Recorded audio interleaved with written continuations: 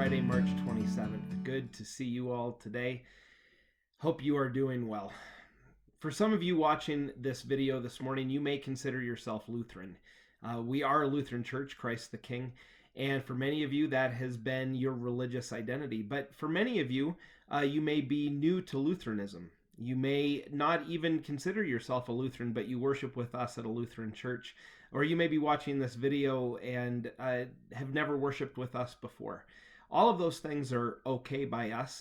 Today in my daily email, you'll see though that I highlight a little fact from our Lutheran identity as a congregation, and for myself, as I consider myself a Lutheran and have for most of my life. That Martin Luther was very familiar with this idea of infectious disease as somebody who had to deal with the Black Plague, and that our identity as Lutherans has really been formed out of that time period and the response to things that were happening during a time of high infectious disease like this, and much death and much grief. So take a look. You can read Martin Luther there. I won't talk more about it today. But what I do want to emphasize in this video is another element of our Lutheran identity and our Lutheran theology, which is the idea of paradox. Two things that seem like they can't be held together simultaneously being true.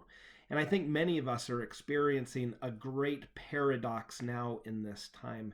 The idea that on one hand, we are in the midst of a global pandemic, and we are seeing countless numbers of people being sick, numbers of people dying from the coronavirus, and the many losses that are taking place that have nothing to do with the disease, which is the loss of jobs, the loss of an economy, the loss of security and safety, and the idea that we can be healthy, the idea of losing contact with one another and being isolated, the idea of many people having to put their lives on the line to care for other people, is that this is a time of great suffering and great difficulty.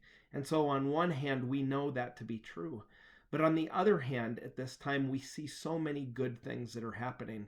People pouring out their lives in love, sharing service with one another.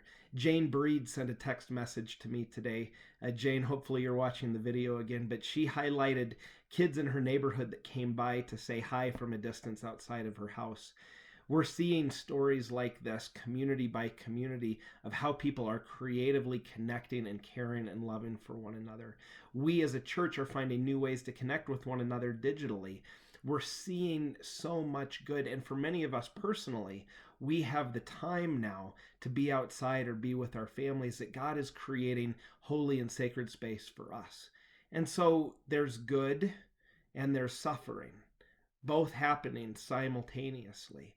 And there are people like me that have lots of privilege, while at the same time, there are people that are suffering in our world that don't have the same resources that I do. All of these things are considered a grand paradox for us, that good and bad can be happening at the same time, and that we as human beings can be good and bad, saint and sinner, as Martin Luther would say.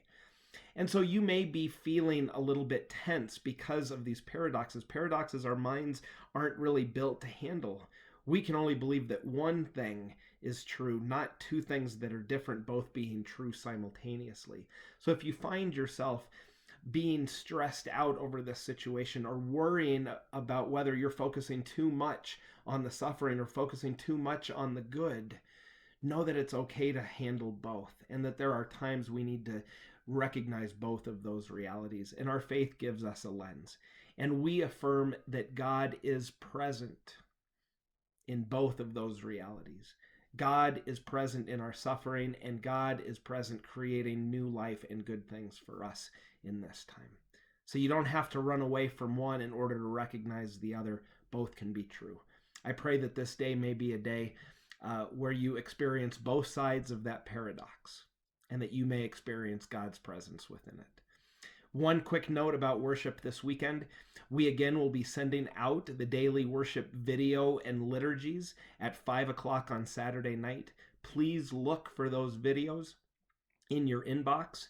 And then at 10 o'clock on Sunday morning, we will join live together on Zoom. We will have time with children and families at 10 a.m. for the first 20 to 30 minutes. And then at 10:30, we will jump into faith formation together as adults. I'm looking forward to experimenting with some new things this week. It won't purely be a Bible study. We're going to offer the prayers of the church together, having people read different petitions of the prayers while we are all together as one. And we will have a chance to bring little pieces of our worship life together into that online forum, live and in person with one another. So please, join us at 10 a.m. on Sunday morning after you've had a chance to view the worship videos, or join us even if you haven't seen them. It's going to be good to see your faces and engage together as the community. If you need any help with technical support, please reach out to me and I'd be happy to get you online, as I've done with many of you already. Look forward to seeing you over the weekend, and again, God's peace be with you today.